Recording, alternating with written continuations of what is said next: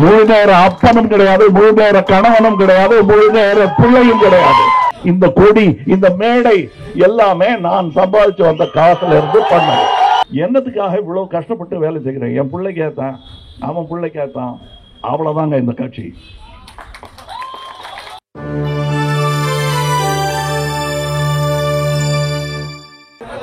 உயிரே உறவே தமிழே. வணக்கம். இந்த 7 ஆண்டுகள் எப்படி கடந்தது என்பது தெரியவில்லை என்று சொல்வது மெய்யாக இருக்காது. ஒவ்வொரு கணமும் எனக்கு புரிந்தது, தெரிந்தது. நம்முடைய ஏற்பாடு, நம்முடைய தயாரிப்பு எல்லாம் நம்முடைய நேர்மையும் உத்வேகமும் தான் என்பது எனக்கு புரிந்தது. மற்றபடி வேறு எதுவும் இல்லாமல் இந்த அரசியல் களத்தில் குதிக்கும் தைரியம் எனக்கு எப்படி வந்தது? இந்த மாடியிலிருந்து தான் வந்திருக்க வேண்டும் என்று நினைக்கிறேன். காரணம், நான் கோபத்தில் அரசியலுக்கு வந்தவன் அல்ல, சோகத்தில் வந்தவன். என் மக்களுக்கு இப்படி நடக்கலாமா, ஏன் இப்படி போயிட்டே இருக்கு அப்படிங்கிற ஒரு கேள்வியுடன் வந்தவன் நான். இதுக்கப்புறம் என்ன நடக்கும், இப்படி போனா எது என்ன ஆகும் என்பதை பற்றி எல்லாம் யோசிக்காமல் நான் இங்கே வந்திருக்கிறேன்.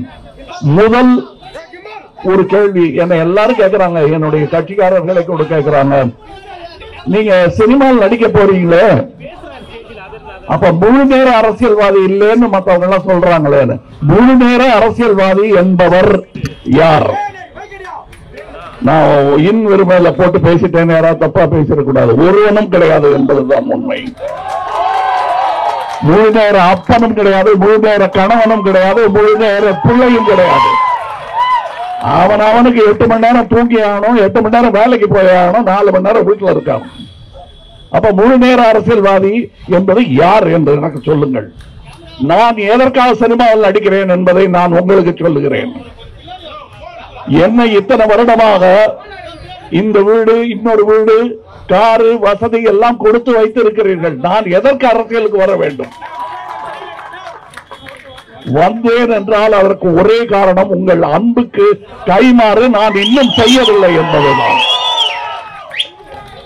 நான் வரி கட்டிட்டேன், சினிமாவில் நடிச்சுட்டேன், நீங்க கேட்ட டான்ஸ் எல்லாம் ஆடி காட்டிட்டேன், எனக்கு என்ன தெரியுமோ அதெல்லாம் செஞ்சு காட்டிட்டேன். ஆக என் கடமை முடிஞ்சதுன்னு நான் போக முடியாது.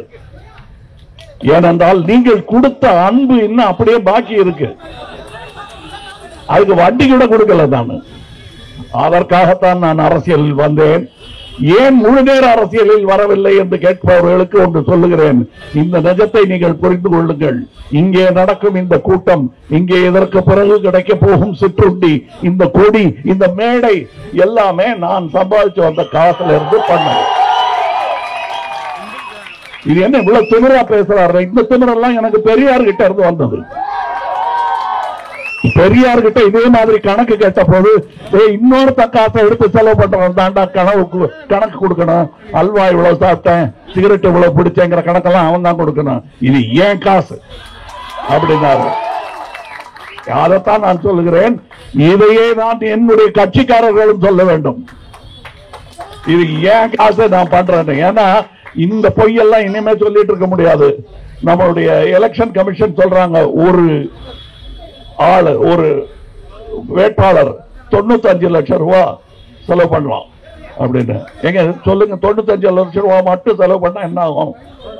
கோவை தெற்கு தான் ஆகும்.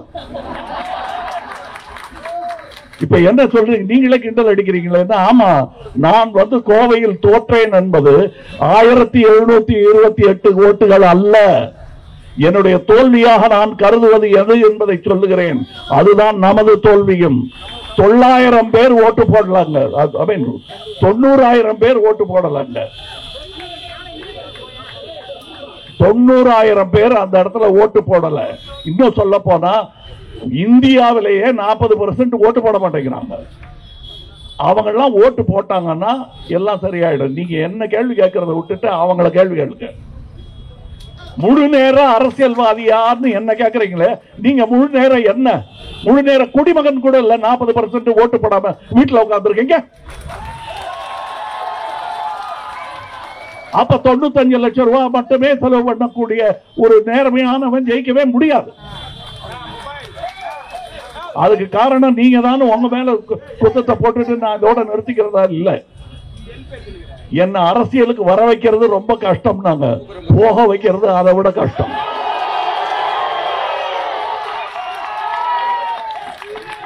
நான் சும்மா சொல்லல, எஞ்சிய வாழ்நாள்ங்கிறது கொஞ்சம் தானே இருக்கு, கொடுத்துட்டு போவேன். எங்க நீங்க கொடுக்க அப்பா, எஞ்சிய வாழ்நாள் என்பதை கொடுப்பதற்கான அன்பை நீங்க முன்னாடி அட்வான்ஸா அச்சாரமா எனக்கு கொடுத்துட்டீங்க. இனி எனது எல்லாம் உங்களது தான். அப்படிப்பட்ட ஆளை நீங்க தூக்கி பிடித்து ஆக வேண்டும். அதற்கு வீட்டில் உட்கார்ந்து இருக்கீங்களே, அவங்க எல்லாம் கொஞ்சம் வெளியே வாங்க. வெளியே வந்தீங்கன்னா இவ்வளவு செலவு பண்ண வேணாம். என்கிட்ட செலவு பண்றதுக்கு நீங்க எவ்வளவு கோடி கொடுக்குறீங்களோ அந்த கோடி தானே என்கிட்ட இருக்கும். உங்ககிட்ட இருந்து திருடினாதான் 1000 கோடி எல்லாம் கிடைக்கும். நான் அதுக்கு வரல. ஆனால் ஒன்று சொல்வேன், என்னுடைய அரசியல் பயணம் என்பது ஆரம்பித்து விட்டது. அதுல எந்த மாற்றமும் கிடையாது. இது தொடர்ந்து அழுத்தமாக நடைபோட்டு கொண்டே இருப்பேன்.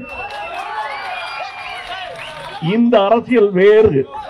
நீங்க எங்களுக்கு சைட்ல இருந்து பிரஷர் வருது, பியர் பிரஷர் என்று ஆங்கிலத்தில் சொல்வார்கள். எங்க சக அரசியல்வாதிகள் எல்லாம் கேட்கிற கேள்விகளுக்கு பதில் சொல்ல முடியல. நான் சொல்றேன், நீங்கள் சக அரசியல்வாதி என்று நினைப்பவர்கள் அரசியல் சம்பந்தப்பட்டவர்களே அல்ல, வியாபாரிகள்.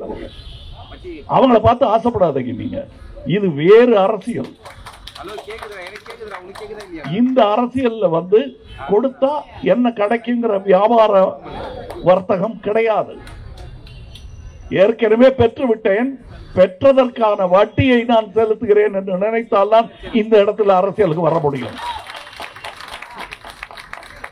அப்படின்னா இதுல ஒன்னும் தேராதா? தேரும், நாளைய சமுதாயத்துக்கு தேரும். உனக்கு வேணும்னு வந்தேன்னா உனக்கு அவங்களுக்கு வித்தியாசம் கிடையாது.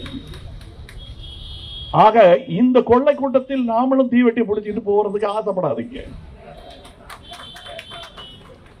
இதை மாற்றுவதற்காக வந்தவர்கள் நாம். கஷ்டமான வேலை தான். இதில் அவமானங்கள் நிறைய படத்தான் வேண்டி வரும். இன்றைக்கு முக்கியமாக தேசத்தின் குடி உரிமைங்கிற விஷயமே ஆட்டம் கண்டிருக்கும் பொழுது கட்சி வரைகோடுகள் இவையெல்லாம் இரண்டாம் பட்சம், தேசம்தான் முதல். ஒரு ஆர்டர்ல பார்த்தோம்னா எது முதல்ல, எது ரெண்டாவது, எது மூணாவதுன்னு பார்த்தோம்னா முதல்ல தேசம், பிற்பாடு என் தமிழ்நாடு, பிற்பாடு தான் மொழி. நம்ம இதுல கன்ஃபியூஸ் ஆயிட்டோம்னா, மொழியை பேசிட்டு இருந்தோம்னா அதை காட்டி அல்வா கொடுக்குற மாதிரி அதை காட்டி பாக்கி ரெண்டையும் கழிச்சிருவாங்க. இன்னைக்கு விவசாயிகளுக்கு தமிழகம் செய்திருக்கக்கூடிய விஷயத்தில் ஒரு 10% கூட அங்க ஒன்றியம் செய்யவில்லை. இன்னும் சொல்ல போனா அவங்க வரும்போது ஒரு எப்படி நாட்டை படையெடுக்க வரும் எதிரி படைக்கு என்னென்ன வரவேற்பு உண்டோ அத்தனையும் அங்கே விவசாயிகளுக்கு கிடைத்துக் கொண்டிருக்கிறது. டெல்லியில் ஆணி படுக்கை போட்டு வச்சிருக்காங்க அவங்க வந்தா படுக்கிறதுக்கு, நடக்கிறதுக்கு. அதே நேரத்தில் இங்கே நாம் விவசாயிகளை மதித்துக் கொண்டிருக்கிறோம். இந்த வித்தியாசம் தெள்ள தெளிவாக அண்ணா காலத்திலிருந்து தெரிந்து கொண்டே இருக்கிறது. அண்ணா அவர்கள் சொன்னார்கள், நாங்கள் எங்கள் கோரிக்கையை பின்வாங்குகிறோம், ஆனால் அதற்கான காரணம் இன்னும் அப்படியே இருக்கிறது என்று.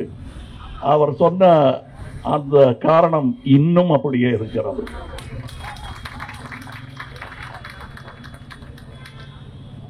தெற்கு தேஞ்சா பரவாயில்ல அப்படின்னு நினைக்கக்கூடிய ஒரு மையம் அங்கே இருக்கிறது. அது தவறு. நாம் செய்த நன்மைக்காக, நாம் செய்த தேச தொண்டிற்காக இன்று தண்டிக்கப்படுகிறோம். சீட்டு அவங்களுக்கு எண்ணிக்கை கூட்டி கொடுக்கிறாங்க. நாம தேசத்தின் நலன் என்று நினைத்து குடும்ப கட்டுப்பாடு செய்து 2 வேணாம், 1 போதும், 1 கூட வேணாம், நாங்கள் இருக்கிறத வச்சு பண்ணிக்கிறோம்னு செஞ்ச அந்த தேசப்பற்றிற்காக இன்று தண்டனை. நமக்கு இடம் கிடையாது, குரல் கிடையாது.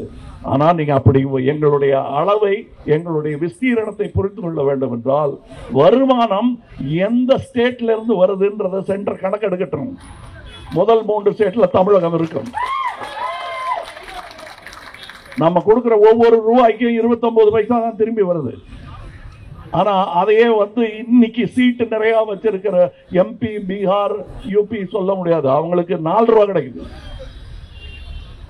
இந்த அண்ணன் தம்பி சண்டை போட்டுக்கிட்டு இருக்க வேணாம். அங்க பீகாரில் இருக்கிறவனு என் தம்பி தான், நல்லா இருக்கட்டும். ஆனா என் சிற்றுண்டி தான் அவனுக்கு ஸ்நாக்னு இருக்கக்கூடாது. ஓஞ்ச நேரத்தில் ஒரு மாதிரி வாய் நமனமான்னு இருக்க என்ன பண்ணலான்னா அந்த அடுத்தவன் சாப்பாட்டை எடுத்து சாப்பிட வேண்டியதான் இருக்கக்கூடாது.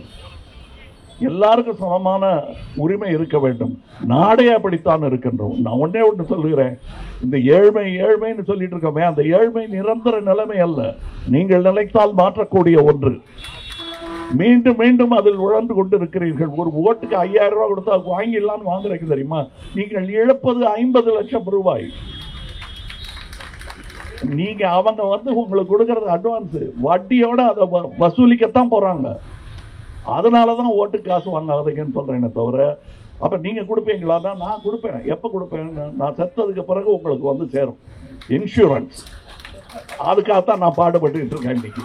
அதுக்காகத்தான் நீங்களும் பாடுபட வேண்டும். இது நான் சொல்றது எளிமையா இந்த பிளாட்ஃபாரத்தில் நடக்கிறவனுக்கு எல்லாம் புரியும்.